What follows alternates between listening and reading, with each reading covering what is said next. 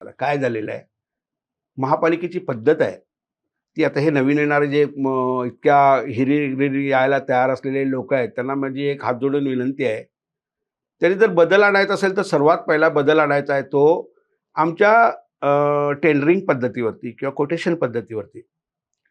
हा जो L1चा जो फॅक्टर आहे, L1 म्हणजे लोएस्ट जो असेल बीड त्याला काम द्यायचं आहे.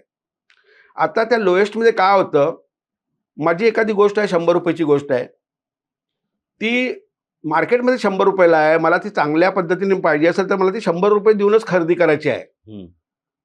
तो बाबा 80 रुपये कोट करतो, 70 रुपये कोट करतो. आता हे कोट केलेला 80 रुपये किंवा 70 रुपये त्यात पुन्हा वाटेकरी आहेत, त्यामुळे ती मला ती 100 रुपयाची वस्तू 100 रुपयाला देऊ शकत नाही. तो काय लॉस करतो मग 30-40 रुपयामध्ये ते काय त्याला काढून थातूर मातूर आणून माझ्या गळ्यात मारतो. तो खुश, बिलं पास झाली, घेणारे खुश, सगळे खुश, पण माझी महापालिका याच्यामध्ये नुकसान मिळतात. जर महापालिका तुम्हाला 100 रुपये द्यायला तयार आहे तर तुम्ही तो जो कोटेशन कोट करतो, जो क्वालिटीवाला जर एखादा 100 रुपयाच्या ठिकाणी 110 रुपये कोट करत असेल त्याला द्या काम. तो कमीत कमी 100 रुपयाची वस्तू लावेल तिकडे. पण इकडे लोएस्टला दिल्यामुळे ह्या लोएस्टच्या भानगडीमध्ये सगळ्या कामाचे 3-13 वाजतात, कोणीही क्वालिटी मेंटेन करू शकत नाही. आणि याच्यावरती ज्यावेळेला मी ही डिझाईन म्हणून होतो, ज्यावेळेला मी ई मेक साऊथकडे होतो त्यावेळेला मी ह्या कटाक्षाने ह्या गोष्टींकडे लक्ष दिलं होतं.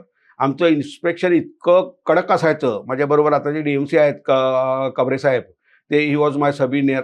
आम्ही दोघं आणि माझे एक जे होते कुबल, हे सगळं बाकीचं सगळं पेपरवर्क वगैरे बघून तो टेक्निकली आम्हाला हे पण असिस्ट पण करायचे. तर आम्ही तिघं स्वतः जायचो फॅक्टरीला, व्हिजिट करायचो, घेतलेल्या क्वालिटीचा आम्ही चेक करायचो. त्याच्यावरती आम्ही जर प्लेट असेल तर त्या प्लेटवरती एम्बॉसिंग करून आणायचो. पुन्हा तीच प्लेट आमची वापरली गेलेली आहे याचं आम्ही खात्री करायचो. आणि अशा पद्धतीने आम्ही प्रत्येक गोष्टीवरती चेक ठेवला होता. आणि इस्टिमेट बनवताना पण आम्ही सांगितलं होतं की तुम्ही इस्टिमेट आम्ही तुम्हाला म्हणजे नुकसानीत आणणार असं नाही देणार, फक्त मला क्वालिटी पाहिजे.